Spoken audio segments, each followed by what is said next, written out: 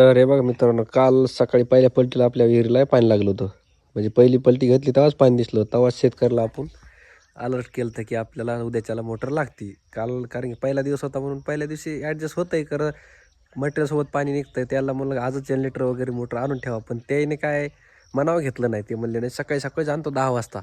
असं सांगितले 10 वाजता बरं म्हणलं सकाळी 10 वाजता. सकाळी 10 वाजता म्हणजे सकाळपासून गेलेत तर ते म्हणजे मोटर आलो आलो हे केलं ते केलं. इथं आलो जनरेटरवाल्यावर त्याच्या हेच बोलतोयच म्हणले जनरेटरवाल्याला घेऊन येतोय.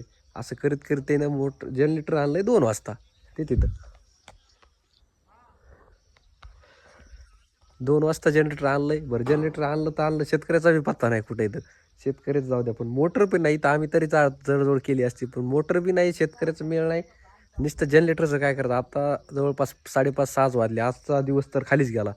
तर शेतकऱ्यांना असं नाही करायचं.